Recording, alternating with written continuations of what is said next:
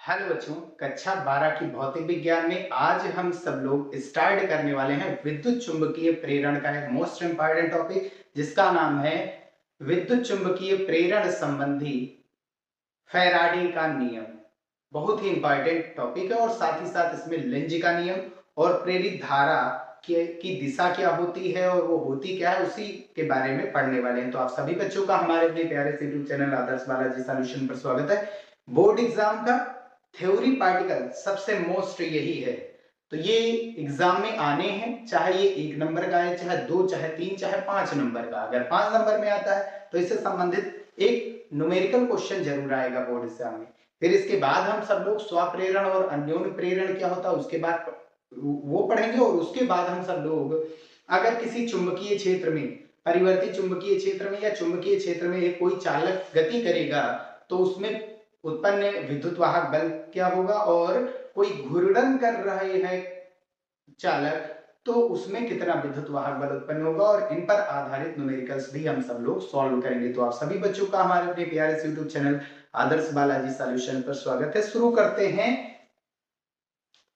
विद्युत चुंबकीय प्रेरण संबंधी फैराडे का नियम। केमिस्ट्री में भी है विद्युत अपघटन का नियम, लेकिन ये विद्युत चुंबकीय प्रेरण संबंधी नियम है। तो विद्युत चुंबकीय प्रेरण संबंधी फैराडे ने 2 नियम दिया था। सबसे पहला कि अगर किसी परिवर्ती चुंबकीय क्षेत्र में कोई कुंडली गति कर रही है तो उसके सिरों पर विद्युत वाहक बल उत्पन्न होती है और इस घटना को ही विद्युत चुंबकीय प्रेरण कहते हैं। कहने का मतलब परिवर्ती चुंबकीय क्षेत्र द्वारा विद्युत वाहक बल या धारा का बनना विद्युत चुंबकीय प्रेरण कहलाता है। अभी तक हम लोगों ने क्या पढ़ा है कि अगर कोई धारा होती है इस चैप्टर से पहले, तो वो धारा अपने चारों ओर चुंबकीय क्षेत्र उत्पन्न करता है, ये चीज याद रखिए। लेकिन इन्होंने क्या किया कि क्या कोई चुंबकीय क्षेत्र विद्युत धारा उत्पन्न कर सकता है? भाई धारा चुंबकीय क्षेत्र अपने चारों ओर उत्पन्न करता है, ये विद्युत धारा चुंबकीय प्रभाव। क्या चुंबकीय क्षेत्र अपन कोई विद्युत धारा को उत्पन्न कर सकता है? तो इसी चीज ने इस चैप्टर को जन्म दिया और इन्होंने ये बताया कि अगर आप चुंबकीय क्षेत्र को परिवर्ती रखते हैं, चुंबकीय क्षेत्र को क्या रखते हैं? परिवर्ती रखते हैं, तो ये एक विद्युत धारा को जन्म देता है और उसी धारा को आज हम सब लोग प्रत्यावर्ती धारा के नाम से जानते हैं। आप ये भी कह सकते हैं कि दो कुंडली के बीच में, ध्यान, दो चुंबकों के बीच में, ये N है और ये S है, इनके बीच में कुंडली को रख करके, एक कुंडली को रख करके आप घुमा दीजिए, बस कुंडली को रख करके आप घुमा दीजिए, इस कुंडली में विद्युत वाहक बल उत्पन्न हो जाएगा। यही कहलाता है आपका विद्युत चुंबकीय प्रेरण। तो परिवर्ती चुंबकीय क्षेत्र द्वारा विद्युत धारा का उत्पन्न होना या विद्युत वाहक बल का उत्पन्न होना ही विद्युत चुंबकीय प्रेरण कहलाता है। लिख देना यही चीज, परिवर्ती चुंबकीय क्षेत्र द्वारा, परिवर्ती चुंबकीय क्षेत्र द्वारा विद्युत वाहक बल, विद्युत वाहक बल का उत्पन्न होना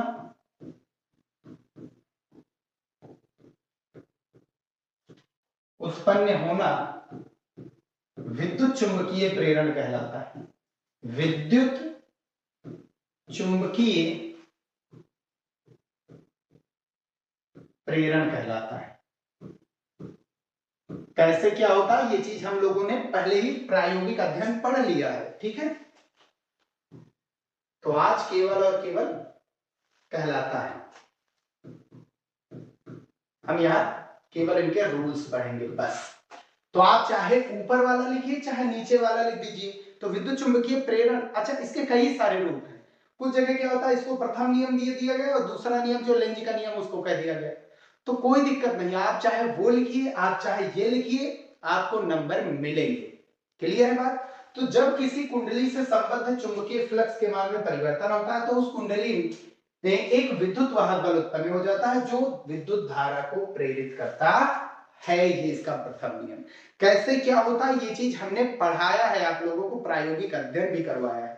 यहां पर केवल हम रूल्स पढ़ेंगे बस। और जो द्वितीय, अच्छा अथवा में ये भी लिख सकते हैं, परिवर्ती चुंबकीय क्षेत्र द्वारा विद्युत वाहक बल का उत्पन्न होना विद्युत चुंबकीय प्रेरण कहलाता है। और उस पर वो उतना लिख करके इस घटना को विद्युत चुंबकीय प्रेरण कहते हैं, ये भी लिख सकते हैं आप लोग। तो जो विद्युत चुंबकीय प्रेरण की आपकी परिभाषा है, सेम वही चीज यहां पर आपको प्रथम नियम में लिख देना है। ठीक है भैया।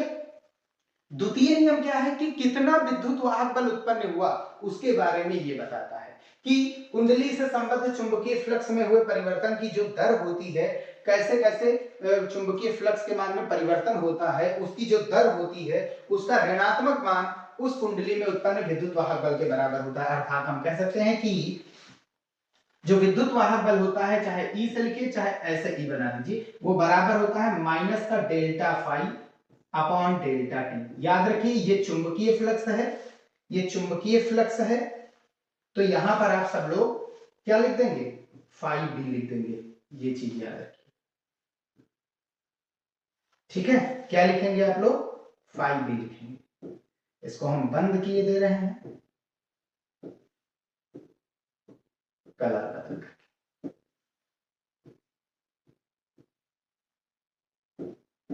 चलिए ठीक है। अब इसको ऐसे भी लिख सकते हैं, एक और तरीका है, यदि कुंडली में n फेरे हो तो E बराबर हो जाएगा माइनस का n into delta phi B upon delta t, delta phi B upon delta t. ये भी आप लिख सकते हैं, ये आपकी मर्जी है आप क्या क्या लिख रहे हैं। ठीक, इससे संबंधित न्यूमेरिकल भी सॉल्व करवाएंगे। और अगर परिवर्तन बहुत छोटा है, परिवर्तन बहुत छोटा है, तब E का मान जो होगा वो बराबर होगा माइनस का n d d t of phi B. अवकलन रूप का यूज करते हैं। अगर परिवर्तन बहुत छोटा है तब किसका यूज करेंगे, अवकलन का यूज करेंगे। n क्या है, कुंडली में फेरों की संख्या, या फिर उस कुंडली में कितनी बार तार को घुमाया गया है उसकी संख्या को ये बताता है। ठीक है भैया, ये इसका फार्मूला हो गया। अच्छा, डेल्टा फाई को हम और भी क्या कहते हैं, डेल्टा फाई भी जो होता है वो बराबर होता है phi two minus phi one. ठीक है, और डेल्टा का मतलब अंतर ही होता है, ये चीज याद रख लीजिएगा आप लोग, क्योंकि इसका यूज न्यूमेरिकल में होगा।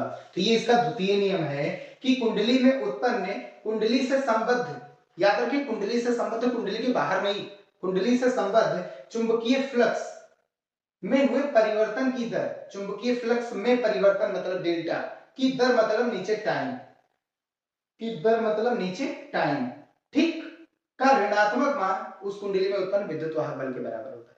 ठीक, विद्युत वाहक बल पता है तो धारा बराबर आई बराबर क्या होता है, ई, यानी विद्युत वाहक बल बटा प्रतिरोध, उस कुंडली का जो प्रतिरोध होता है वही चीज आप लिख दीजिएगा। तो आई बराबर जो प्रेरित धारा है उसका मान ई अपॉन कुंडली का प्रतिरोध। ठीक है भैया, उस कुंडली का कुछ ना कुछ प्रतिरोध होगा। क्लियर बात। अब ये जो माइनस का साइन है ये यहाँ पर लेंज के नियम के कारण आया है। किसके कारण आया है, लेंज का नियम। लेंज का नियम क्या कहता है कि किसी कुंडली में उत्पन्न प्रेरित धारा, जो ये धारा है, इस विद्युत वाहक बल, मतलब विद्युत वाहक बल का काम क्या होता है, विद्युत वाहक बल या विभवांतर का काम करंट को धक्का मारना। तो करंट को धक्का उस डायरेक्शन में मारेगा, इस प्रकार होती है कि वह सदैव उस कारण का विरोध करती है जिससे वह स्वयं उत्पन्न हुई। तो ये जिसकी कारण उत्पन्न हुई है उसी का ये विरोध करेगा। समझ में आई बात। अगर चुंबकीय क्षेत्र परिवर्ती है यानी बढ़ रहा, परिवर्ती चुंबकीय क्षेत्र का मतलब या तो चुंबकीय क्षेत्र बढ़ रहा है या तो घट रहा। तो अगर चुंबकीय क्षेत्र बढ़ रहा है तो ये जो धारा उत्पन्न हुई है, ये धारा अपने चारों ओर जो चुंबकीय क्षेत्र उत्पन्न करेगी उसकी डायरेक्शन ये होगी कि ये सामने वाले चुंबकीय क्षेत्र का मान घटाएगा। कहने का मतलब ये, ठीक, इसको ऐसे भी कह सकते हैं, फादर सन किल्स फादर,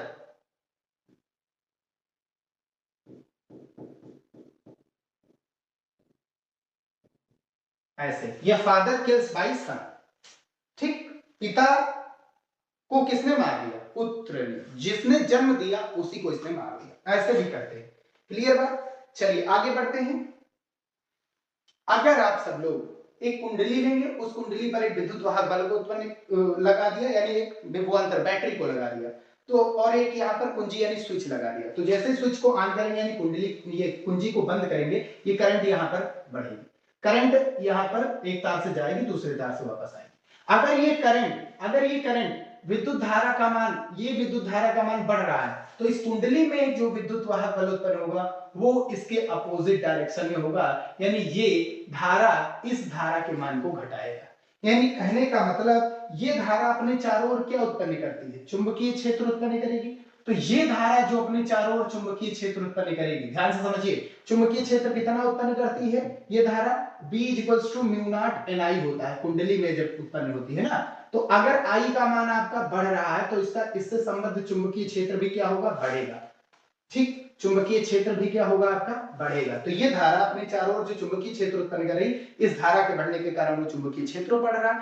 तो ये जो धारा कुंडली में स्वप्रेरण, वो जो ये घटना विद्युत चुंबकीय प्रेरण, उसके कारण ये जो प्रेरित धारा उत्पन्न हुई है इस परिवर्ती चुंबकीय क्षेत्र के कारण, तो इस धारा भी, ये धारा भी अपने चारों ओर क्या उत्पन्न करेगी, चुंबकीय क्षेत्र। ठीक, चुंबकीय क्षेत्र हम V नॉट नाम दिए दे रहे हैं। अब इसकी डायरेक्शन ऐसी होगी कि ये सामने वाले के चुंबकीय क्षेत्र का मान अगर बढ़ रहा है तो घटाएगा, और अगर घट रहा है तो बढ़ाएगा।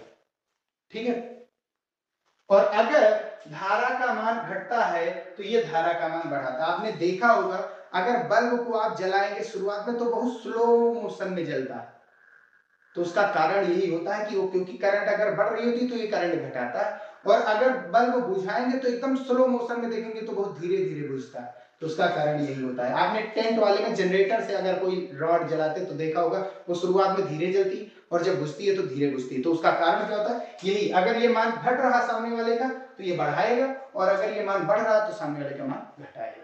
ठीक, नोड में लेंज का नियम ऊर्जा संरक्षण के नियम पर आधारित है, तो इसीलिए ये कार्य करवाता है सामने वाले के लिए, सामने वाले के लिए कुछ कार्य करेगा, कार्य करोगे तभी ऊर्जा संचित होगी, और उसी ऊर्जा का यूज हम सब लोग विद्युत ऊर्जा में करते हैं, यानी यांत्रिक ऊर्जा को विद्युत ऊर्जा में बदला जाता है। क्लियर बात, लेंज का नियम ऊर्जा संरक्षण के सिद्धांत पर आधारित, ये चीज याद रखिए। एक और चीज हम बता दे रहे हैं आप लोगों को कि एक हमने चुंबकीय क्षेत्र लिया है, ये इस चुंबकीय क्षेत्र का मतलब क्या है, कागज तल के लंबवत अंदर की ओर, यानी इस बोर्ड के लंबवत अंदर की ओर एक चुंबकीय क्षेत्र है। ठीक, और ये चुंबकीय क्षेत्र, ये चुंबकीय क्षेत्र क्या कर रहा है, बढ़ रहा है, परिवर्ती है ना, ये चुंबकीय क्षेत्र का मान धीरे धीरे क्या हो रहा है, बढ़ रहा है। क्लियर बात। अच्छा, एक चीज ऐसे भी कह सकते हैं कि आप चाहे परिवर्ती चुंबकीय क्षेत्र यानी चुंबकीय क्षेत्र का मान परिवर्तित करो, चाहे कुंडली को घुमाओ, बात वही है। क्लियर है। तो यहां पर एक हमने ले लिया है, यहां पर एक कोई चालक, ठीक, ये अंदर प्रवेश करेगा, तो ये अंदर अगर प्रवेश कर रहा है तो धीरे धीरे, ध्यान से समझिए, t बराबर 0 पर इसके अंदर कितनी विद्युत बल रेखाएं हैं, 0, 2 है, 2 जा रही है ना विद्युत बल रेखाएं। अब धीरे धीरे जब ये आगे बढ़ेगा तो हमने मान लिया ये यहां पर पहुंच गया, कुछ समय पश्चात ये यहां पर पहुंच गया। तो अब बताओ इसके अंदर कुल कितनी चुंबकीय बल रेखाएं हैं, अब कितनी चुंबकीय बल रेखाएं हैं, 1 2 3 4 5 6, ठीक है। तो अभी तक 2 थी, अब कुछ टाइम बीता, टी समय पश्चात, टी समय जब बीता तो कितनी हो गई, 6 हो गई, यानी चुंबकीय बल रेखाएं बढ़ रही हैं। चुंबकीय बल रेखाएं बढ़ रही हैं तो ये क्या करेगा, इसमें जो धारा उत्पन्न होगी वो इसके मान को घटाएगा, ये चीज याद रखिए, वो इसके मान को क्या करेगा, घटाएगा। क्लियर है बात। तो उसकी डायरेक्शन क्या होगी, तो समझिए बात, चुंबकीय क्षेत्र धीरे धीरे बढ़ रहा है तो मान घटाएगा, घटाने के लिए डायरेक्शन अपोजिट रखनी पड़ेगी, उंगली ऐसे घुमाओ, चुंबकीय क्षेत्र ये बाहर उत्पन्न करेगा। तो अगर इसका चुंबकीय क्षेत्र, ध्यान से समझिएगा, चुंबकीय फ्लक्स बढ़ रहा है, तो चुंबकीय फ्लक्स किसके कारण बढ़ता है, phi b equals to ba cos theta होता है ना।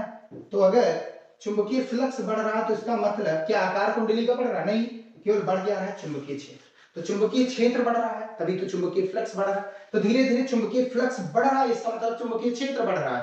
तो इसमें जो धारा उत्पन्न होगी, भाई चुंबकीय फ्लक्स परिवर्तित है तो इसमें क्या उत्पन्न होगा, एक विद्युत वाहक बल उत्पन्न होगा और वो धारा को प्रेरित करेगा। उसकी दिशा क्या होगी, अगर ये मान बढ़ा रहा है, सामने देखिए चुंबकीय फ्लक्स का मान बढ़ रहा है, तो इसमें जो धारा उत्पन्न होगी वो इसके मान को घटाएगी कब, जब दिशा अपोजिट डायरेक्शन में। तो इसकी दिशा किस ओर है, अंदर चुंबकीय क्षेत्र, तो इसमें जो दिशा उत्पन्न होगी चुंबकीय क्षेत्र, ये धारा जो चुंबकीय क्षेत्र उत्पन्न करेगी उसकी दिशा होगी बाहर की ओर। ठीक, तो बाहर की ओर कब होता, अंगूठा बाहर रखिए, उंगली घुमा दीजिए, बस धारा की दिशा, तो ये हो गई प्रेरित धारा की दिशा ऐसे। ठीक, और अगर ध्यान से समझिए, अगर यही चीज इधर की ओर आती है कुंडली, तो समझिए यहाँ पर चुंबकीय फ्लक्स कितनी है 6 और यहाँ पर आते आते कितनी बची 2 बची, यानी चुंबकीय फ्लक्स घट रहा है। चुंबकीय फ्लक्स घट रहा है यानी चुंबकीय क्षेत्र घट रहा है, और चुंबकीय क्षेत्र घट रहा है तो जाहिर सी बात है इसमें जो धारा उत्पन्न होगी वो चुंबकीय क्षेत्र को बढ़ाएगी। अगर घट रहा है तो बढ़ाएगा, बढ़ा रहा है तो घटाएगा। ठीक, तो इधर जाने पर बढ़ी, अब इधर आने पर वापस घटी, घटी तो चुंबकीय क्षेत्र बढ़ाएगा। बढ़ाने का मतलब उसी की डायरेक्शन में ये चुंबकीय क्षेत्र उत्पन्न होगा तभी तो बढ़ेगा, अपोजिट डायरेक्शन में घटेगा, उसी की डायरेक्शन में बढ़ेगा। तो चुंबकीय क्षेत्र किस ओर उत्पन्न करना है, अंदर की ओर, तभी चुंबकीय क्षेत्र बढ़ेगा। अभी यहाँ पर चुंबकीय क्षेत्र क्या हो रहा है, घट रहा है, और यहाँ पर चुंबकीय क्षेत्र क्या हो रहा है, बढ़ रहा है। तो बढ़ रहा है तो ये धारा क्या करेगी, चुंबकीय क्षेत्र को घटाएगी, और यहाँ घट रहा है चुंबकीय क्षेत्र तो ये धारा ऐसी डायरेक्शन बनाएगी कि ये चुंबकीय क्षेत्र बढ़े। तो बढ़ने का मतलब अंदर की डायरेक्शन में ही चुंबकीय क्षेत्र उत्पन्न करे। तो अंगूठा अंदर रखो, उंगली घुमाओ, तो आपकी बात डायरेक्शन क्या हो जाएगी करंट की, ये।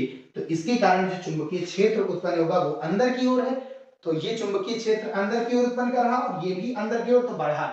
यहाँ पर अपोजिट डायरेक्शन उत्पन्न कर रहा है, यहाँ पर इसकी जो चुंबकीय क्षेत्र है उसकी डायरेक्शन बाहर की ओर है, और ये अंदर, तो यहाँ घट रहा है और यहाँ पर सेम डायरेक्शन में है चुंबकीय क्षेत्र, तो ये क्या हो रहा है, बढ़ रहा है। क्लियर बात, तो ये ऐसा होता है।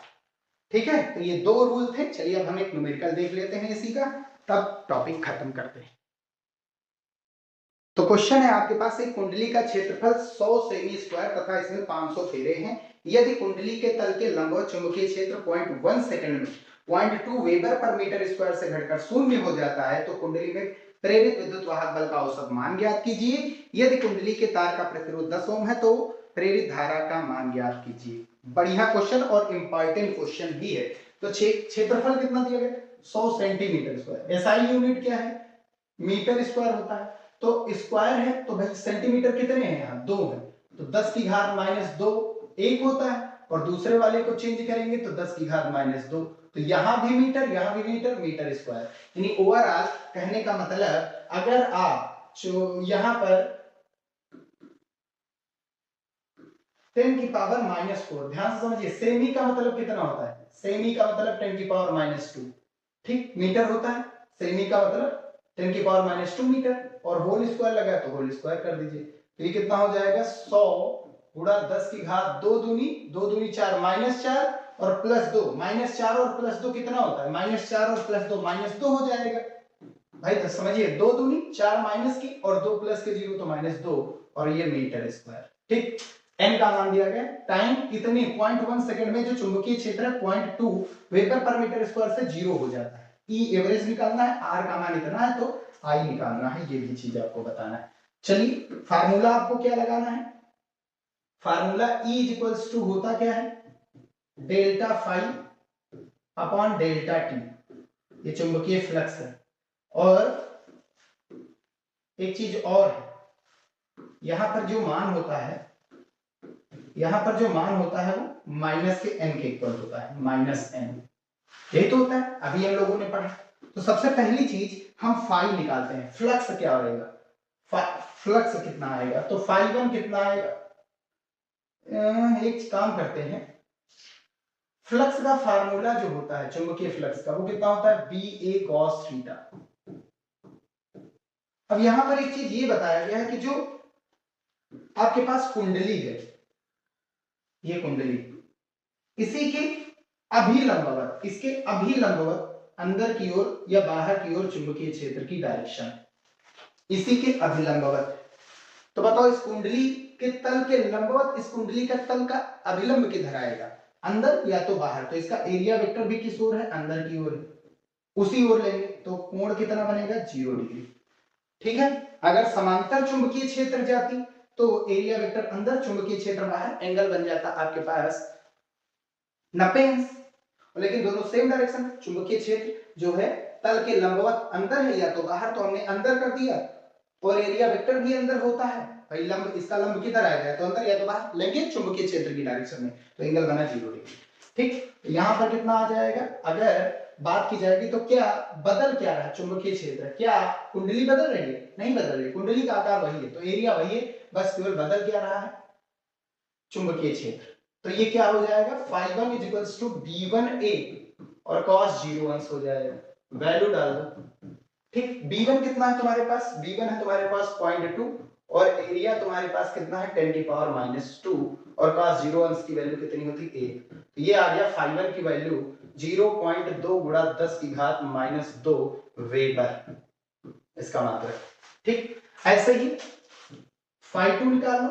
फाई 2 कितना आ जाएगा? फाई 2 के लिए चुंबकीय क्षेत्र भाई B2 पर फ्लक्स क्या आएगा? फाई 2। B1 के पर क्या था? फाई 1 था। एरिया तो वही रहेगा, एरिया में कोई चेंज नहीं, और एंगल तुम्हारा 0 डिग्री ही रहेगा। तो B2 कितना है तुम्हारे पास? 0। तो फाई 2 की वैल्यू कितनी हो गई आपके पास? 0 हो गई। अब आपको ये फार्मूला लगाना है। इस फार्मूले में डेल्टा फाई की वैल्यू क्या आ जाएगी वो चीज देखिए, माइनस का n, और यहां से कुल मिला करके अगर हम यहीं पर निकाल लें तो डेल्टा फाई की वैल्यू क्या आ जाएगी? डेल्टा फाई भी या डेल्टा फाई क्या आएगा? फाई 2 माइनस फाई 1, अंतिम माइनस प्रारंभिक। फाई 2 कितना है? 0, और फाई 1 कितना है? 0 में से ये 0.2 हटाएंगे, तो 0.2 मतलब पॉइंट हटाएंगे दशमलव, एक माइनस का बढ़ा है एक प्लस का, तो 0 से वो दशमलव खत्म, और यहाँ माइनस का 2 और एक 0 माइनस का 3 हो गए। ठीक है, वो भी किसका? माइनस का। भाई फाई 2 कितना है? 0, 0 में से एक हटाएंगे तो यही तो आएगा। अब दशमलव हटाया तो एक हटाए दशमलव, तो यहाँ माइनस की एक घात बढ़ गई, वेबर। ये मिल गया आपका मान। अब ये वैल्यू यहाँ पर डाल दो, आपको आंसर मिल जाएगा। चलिए, E इक्वल्स टू माइनस का n कितना है आपके पास? 500, गुणा डेल्टा फाई भी कितना आया है? माइनस का 2 गुणा 10 की घात -3, और बटा में डेल्टा t कितने टाइम में चेंज हो रहा है? 0.1। अब पॉइंट हटाओ, यहां से ऊपर एक 0 बढ़ गया, 1 2 3, 3 0 प्लस 3 0 माइनस खत्म। अब ये माइनस और ये माइनस हो गया प्लस, और ये कितना? 5 दूनी 10। ठीक, वोल्ट आपका आंसर। ठीक है, ये बन गया आपका विद्युत वाहक बल। अब आपको निकालना क्या है? करंट की वैल्यू। तो I बराबर क्या होगा? विद्युत वाहक बल और बटा कुंडली के तार का प्रतिरोध, जो कि 10 ओम दिया गया। तो E का मान भी 10 है, R का मान भी 10 है, तो I का मान बताइए आप कितना आ जाएगा? 1 एम्पियर आ जाएगा। तो प्रेरित धारा जो है, ये प्रेरित धारा का मान 1 एम्पियर होगा।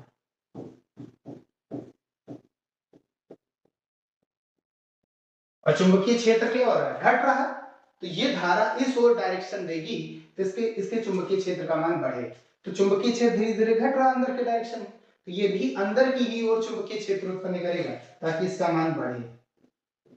ठीक है, तो इसी डायरेक्शन में, अगर चुंबकीय क्षेत्र इस डायरेक्शन में है तो चुंबकीय क्षेत्र धीरे धीरे क्या हो रहा है? घट रहा है। तो ये धारा इसके चुंबकीय क्षेत्र का मान बढ़ाएगा। बढ़ाएगा कब? जब सेम डायरेक्शन में उत्पन्न करेगा चुंबकीय क्षेत्र। सेम डायरेक्शन मतलब ऐसे। ठीक, ये हो गया इसका आंसर। अब कंप्लीट हो गया यहीं पर ये टॉपिक। अब नेक्स्ट वीडियो में, नेक्स्ट टॉपिक में हम सब लोग अगला जो हमारा मोस्ट इंपॉर्टेंट स्व प्रेरण अन्योन प्रेरण वो पढ़ेंगे, और फिर और कुछ 1-2 डेरिवेशन पढ़ेंगे, बस न्यूमेरिकल सॉल्व करेंगे। तो मिलते हैं फिर भैया नेक्स्ट वीडियो में। वीडियो पसंद आया तो इसे लाइक जरूर करके जाइएगा।